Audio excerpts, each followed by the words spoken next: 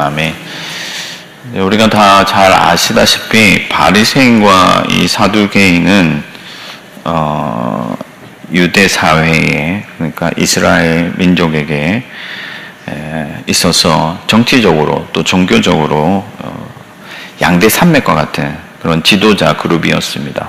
오늘날로 치면 뭐 야당, 여당 그런 정도로 생각할 수가 있겠는데, 당시에는 종교와 정치가 분리되어 있지 않아서 그들은 종교적으로 뿐만 아니라 정치적으로도 권력을 가진 사람들이었습니다. 이 사두개인과 바리새인들 사이의 어떤 그 관계들이 그 성경에 다 자세하게 나와 있지는 않지만은 그 신구약 중간사, 그러니까 구약과 신약 사이의 어떤 역사들을 살펴보면 이 두 그룹이 첨예하게 대립하면서 굉장히 갈등했고, 심지어 서로를 숙청하는 그런 일들도 있었던 것을 우리가 알 수가 있습니다. 권력이라는 게 항상 민중의 눈치를 볼 수밖에 없잖아요. 권력이라는 것은 민중의 어떤 권력도, 왕이라든지 뭐 오늘 같이 민주주의 사회든지 어떤 권력도 민중의 눈치를 볼 수밖에 없는데, 수많은 어떤 군중, 민중을 몰고 다니시는 예수님이 이 사두개인과 바리새인들에게는 굉장히 신경 쓰이는 그런 분이셨습니다. 앞선 문맥에서 사두개인들이 예수님을 시험하러 찾아왔는데 예수님께서 그들을 물리치셨다 하는 것을 듣고 바리새인들이 예수님을 찾아왔습니다. 뭐 여러 이유가 있을 수 있는데, 사두개인들하고 적대적인 관계, 이 대립적인 관계를 가지고 있기 때문에 사두개인들을 예수님이 물리치셨다. 그러면 바리새인들이 우리가 나서야 되지 않겠는가, 이런 어떤 생각들이 있었을 수도 있고, 이참에 바리새인들이 예수님을 눌러서 또 사두개인들보다 그들이 더 낫다는 것을 좀 증명하려 했을 수도 있습니다. 어쨌든 그들 가운데 율법사, 그러니까 율법에 능통한 학자이자 율법으로 사람들을 재판하는 이 율법사 가 예수님께 시험하여서 물었습니다. 예수님, 성경에서 가장 큰 계명이 무엇입니까? 여러분, 성경 말씀이 다 하나님의 말씀인데 그 중에서 가장 큰 계명이 뭐냐? 그렇게 물었다는 것은 사람이 감히 이 성경 가운데 어떤 말씀이 더 크냐 하는 것을 권위를 부여할 수 있느냐? 사람으로서는 하기가 어렵죠. 그래서 이 율법사 바리새인들은 자신들이 율법에 정통했기 때문에 예수님이 조금이라도 허점을 보이면은 그 허점을 기회 삼아서 예수님을 공략할 그런 생각이었을 것입니다. 그러나 여러분, 예수님은 말씀의 주인이시고 율법의 창시자이시고 진리의 하나님이십니다. 그래서 예수님은 하나님의 이 계명의 참된 의도를 정확히 알고 계시며 이 말씀이 우리에게 요구하는 바가 무엇인지도 분명히 간파하고 계신 것이죠. 그래서 오히려 그들은 예수님의 역공에 꼼짝도 못하는 거예요. 예수님께서 이 후반부에 보면, 41절 후반부에 보면 바리새인들에게 오히려 질문합니다. 뭐라고 질문하냐면은 그리스도가 누구의 자손이냐? 그리스도는 누구의 자손으로 오겠느냐? 당연히 이 선지자의 예언과 또 율법의 말씀에 따라서 다윗의 자손으로 온다고 그들이 대답했습니다. 그러니까 예수님께서 만약에 그리스도가 다윗의 자손이라면 시편 110편 말씀을 인용해가지고 다윗이 왜 그리스도를 주라 불렀겠느냐 하면서 이제 그들의 어떤 논리를 물리치시는 거죠. 물론 예수님은 다윗의 자손으로 오시고 그리스도는 다윗의 자손으로 오지만은 바리새인들이 생각할 때에 그리스도는 어떤 인간 왕으로서 오는, 다윗과 같은 그런 인간 왕으로서 와서 유대를 다시 예루살렘을 회복하는 어떤 옛 영광을 찾는 그런 정도의 메시아로 생각을 했고, 사실 그러나 그리스도는 만왕의 왕으로 오시는 하나님이신데 그것을 깨닫지 못했기 때문에 이 바리새인들이 대답을 할 수가 없었던 거예요. 그리고 감히 예수님께 다시는 질문하지 못했습니다. 예수님이 완전한 말씀의 주인이시고 진리의 하나님이시기 때문에 그렇다 하는 것이죠.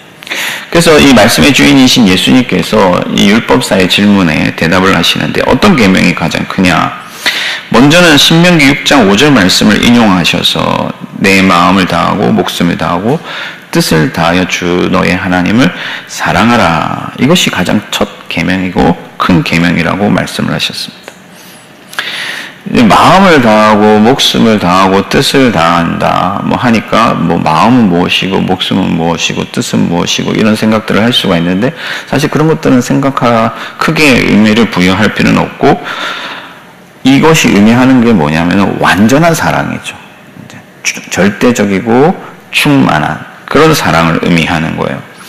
그러니까 반으로 나누는 혹은 나의 어떤 마음에서 조금 일부를 드리는 그런 것이 아니라 완전히 헌신하고 절대적으로 사랑하고 섬기는 그런 어떤 충만한 헌신과 사랑을 요구하는 말씀입니다. 왜 그러냐면은 하나님이 그런 사랑을 받으시기에 합당하신 분이시기 때문에. 하나님을 사랑한다고 할 때 하나님은 어떤 분이시냐? 완전한 사랑을 받으시기에 합당하신 분이시다 하는 거죠. 우리가 사람과 사람 사이에도 그렇습니다. 사람과 사람 사이에도 어떤 누구냐, 어떤 관계냐에 따라서 우리가 그 상대방을 대하는 자세나 어떤 예의나 태도가 달라지잖아요. 하나님을 사랑할 때는 절대적이고 완전한 사랑을 드려야 된다 하는 것이죠. 둘째는 내 이웃을 내 몸과 같이 사랑하라 하신 말씀인데 레위기 19장 18절 말씀을 인용하셔가지고 레위기 19장 18절 말씀을 보면 원수를 갚지 말며 동포를 원망하지 말며 내 이웃을 내 자신과 같이 사랑하라 그렇게 말씀을 하셨습니다. 그래서 이 명령은 너와 나의 이 구분이 존재하지 않는 그런 너와 내가 완전히 하나가 되는 세상을 말하는 거고 그런 사랑을 말하는 것인데 이제 죄가 침투하지 않은 상태에서 하나님께서 남자와 여자를 지으시고 둘이 하나가 되라고 하셨잖아요. 그러니까 거기에는 너와 내가 존재하지 않는 거예요. 너가 나고 내가 너고 그래서 완전히 하나가 되는 그런 순전한 사랑으로 서로를 사랑하라고 명령하셨습니다. 만일 이 두 가지 계명이 가능하다면은 우리가 율법을 온전히 지키는 것이고 하나님께서 명령하신 그 하나님의 뜻을 우리가 받드는 것이고 거기에 하나님의 나라가 임하는 것이다 하겠습니다. 정리하면 하나님 사랑, 이웃 사랑인데 예수님께서 첫째 계명은 이것이고 둘째도 이와 같으니 그러니까 이 두 계명이 서로 차등이 없는 거예요. 사실은 같은 계명입니다. 이게 하나로 연결되어 있어요. 하나님을 사랑하는데 이웃을 사랑하지 않는다든지 이웃은 사랑하는데 하나님을 사랑하지 않는다든지 이렇게 하는 일은 없다 하는 거예요. 이 십계명에서도 이 점이 분명하게 드러나는데 이 십계명도 첫째부터 넷째까지는 하나님과의 우리 사이의 관계를 다루고 다섯 번째부터 마지막 계명까지는 사람과 사람 사이의 그 일을 다루고 있습니다. 그래서 하나님을 사랑하고 이웃을 사랑하는 것이 하나의 온전한 계명이 되는 것이죠. 하나님께서 출애굽한 이스라엘 백성과 언약하신 뒤에 가장 첫 번째로 명령한 게 뭐냐면은 성막을 지으라 하는 거였어요. 성막을 지으라 하는 것은 하나님의 임재고 하나님의 임재하심으로써 하나님을 예배하는 것. 그러니까 하나님에 대한 예배의 온전함을 명령하시고 그 다음으로 무엇을 명령하셨느냐 하면은 이웃을 어떻게 섬길 것인가에 대해서 명령을 하시죠. 그래서 출애굽기 내용도 그렇고 결국에는 하나님과의 어떤 언약의 핵심이 뭐냐? 하나님을 사랑하고 이웃을 사랑하는 것이다. 그래서 하나님을 나의 하나님으로 나의 왕으로 섬기는 하나님이 나의 백성으로 삼는 그런 이 하나님 나라의 공동체에는 하나님 사랑과 이웃 사랑이 항상 함께 간다 하는 것이죠. 그럼 우리가 하나님을 사랑하는 일과 이웃을 사랑하는 일이 왜 같은가? 여러분, 우리가 하나님을 사랑한다고 할 때 완전한 충만한 사랑을 얘기했잖아요. 이것은 우리가 뭐 자식을 사랑한다든지 남자가 여자를 사랑한다든지 그런 어떤 애정의 인간적인 그런 측면이 아니라 하나님이 우리에게 주시는 어떤 신적인 사랑, 어떤 성령께서 이루시는 우리 안에서 새롭게 창조하시는 그런 하나님의 사랑을 말하는 것인데, 이 사랑은 충만하기 때문에 흘러가는 거예요. 그래서 우리가 빛을 비추면은 방 구석구석을 그냥 다 비추잖아요. 빛을 비출 때 불을 켜면 여기만 비추고 저기는 안 비추고 하는 일이 없잖아요. 그런 것처럼 하나님의 사랑, 그 사랑 자체가 대상을 가리지 않고 그냥 흘러가는 그런 사랑이다. 그래서 하늘에 빛나는 별처럼 나타날 수밖에 없고 상대를 가리지 않는다 하는 것이죠. 그래서 그 선한 사마리아인의 비유에서도 예수님께서 피 흘리는 그 사마리아인, 이웃이라고 볼 수 없었던 유대인들로부터 외면받았던 그 사람조차도 사랑하는 것이 진정한 사랑이다라고 말씀을 하신 것이죠. 그러면 우리가 어떻게 이 하나님의 사랑으로서 하나님을 사랑할 수 있을까? 우리가 세상적으로 말하는 그런 애정이나 단순한 우리의 감정으로서 하나님을 사랑하는 것은 하나님께 부족하다 하는 거예요. 우리는 항상 이 죄성이 있기 때문에, 오염되어 있기 때문에 하나님이 주시는 그 사랑으로 하나님을 사랑해야 되는데, 이 사랑을 누가 주시느냐? 예수 그리스도께서 우리에게 주신다 하는 거예요. 그리스도께서 이 사랑을 가지고 이 세상으로 오셨습니다. 그러므로 누구든지 그리스도와 연합하지 아니하고는 하나님을 온전히 사랑할 수가 없다 하는 것이죠. 예수 그리스도와 하나가 될 때, 예수 그리스도가 우리 안에 계실 때, 우리 마음에 자정하실 때, 예수 그리스도가 우리 안에서 충만해질 때 우리는 하나님을 사랑할 수 있다 하는 것이죠.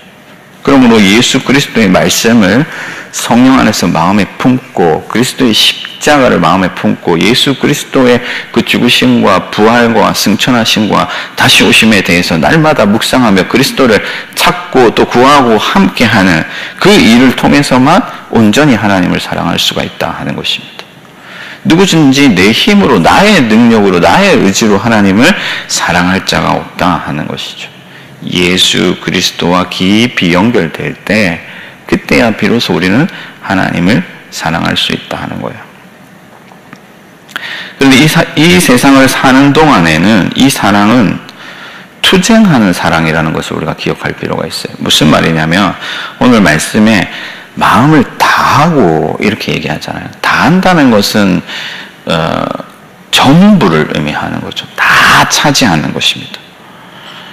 근데 우리가 이 땅에 살아갈 동안에 우리 안에는 계속해서 우리 마음에 죄성이 샘솟고, 우리 안에는 세상으로부터 오염된 것들이 계속해서 들어오기 때문에 마치 밑빠진 독과 같아가지고 하나님의 성령의 은혜가 계속해서 부어져야 되는 거예요.